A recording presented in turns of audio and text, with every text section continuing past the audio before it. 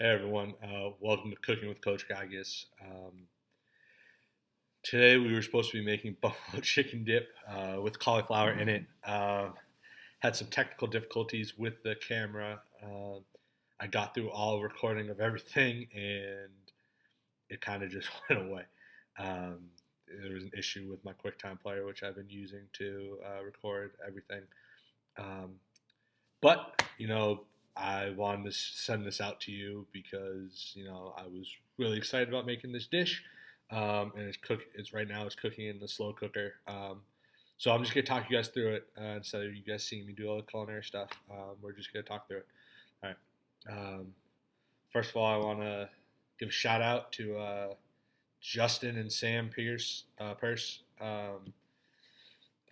Justin is a guard for Franklin and Marshall, and I was talking to his dad, Sam, the other day, and Sam Purse was telling me that every day they cook at home, they come out and say, "Hey, we're cooking with Coach Giegucz." I thought that was really cool, seeing people out there doing, you know, stuff that they probably already do anyways, but probably taking it to another level.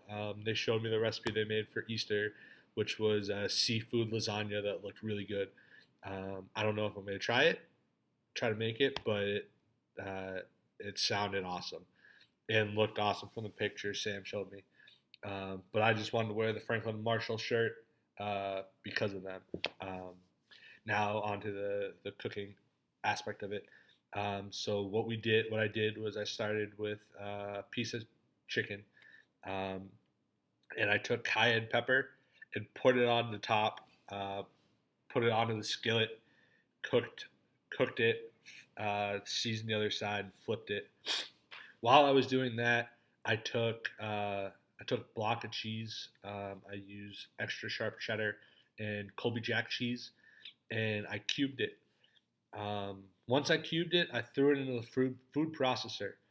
The reason why I did that is so many times when I've tried to make queso, it always comes out grainy, and that's because I just chop it into cubes, and then when it tries to break down in the slow cooker, it doesn't for whatever reason.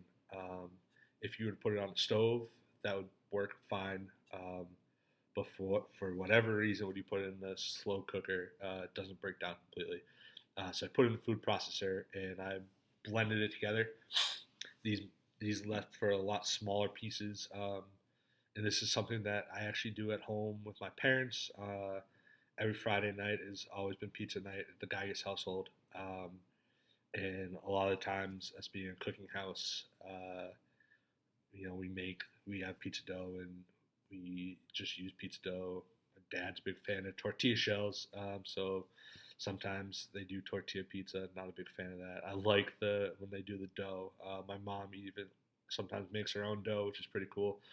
Um, but what she does is she takes the block cheese and she'll cut it in the cubes, and then she'll throw it into the food processor and cut it up that way, which is definitely the more financial friendly way than getting shredded cheese. You're gonna get more bang for your buck through that process than if you're just gonna go get shredded cheese. You can use a grater too, but it's so much quicker in the food processor.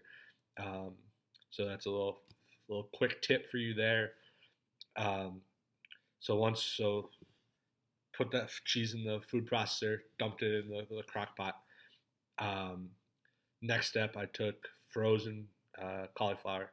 I know in the previous episode where I made buffalo cauliflower, I used fresh.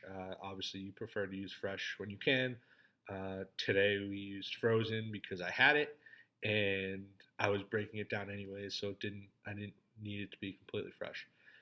So what I did with that is I threw it into the food processor, broke that down, and it actually turned into what looked like Parmesan cheese, which was pretty cool. Um, so I had that, and then I took a block of cream cheese, and I cut the cream cheese into cubes and threw the cubes in. The difference between cream cheese and regular block of cheese is that cream cheese is creamy. So that's gonna break down. Last time I made queso, I used Velveeta cheese and I used pepper jack, and the Velveeta broke down. The pepper jack did not. So the cream cheese is gonna be the same way. It's gonna break down really easy. I did not freeze it, which this is a pro tip for all you out there who are gonna turn out making this. Um, Make sure you freeze the cream cheese because when you freeze it, it's gonna be less sticky and it's gonna be easier to cut. Whereas this was all what you would expect cream cheese to be. It was just a giant mess.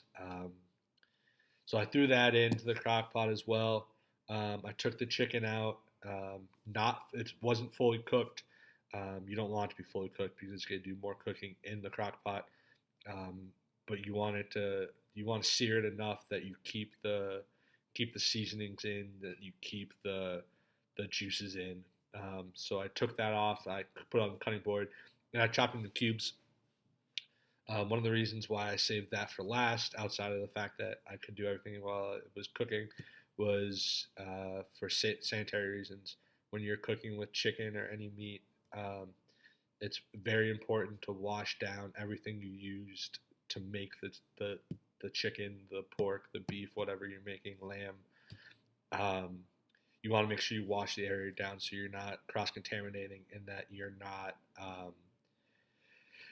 getting yourself sick, especially with chicken. You're worried about salmonella. Same thing if you're working with eggs. That's why you should throw the shells out or you wash them before you put them in the compost. Otherwise, the bacteria from the egg or the chicken builds up, and that's how you get salmonella. You get really sick. Something you don't want, especially right now.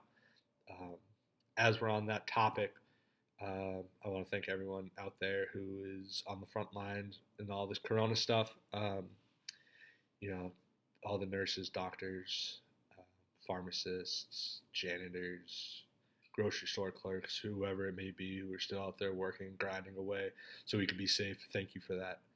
Um, all right, so back to our recipe.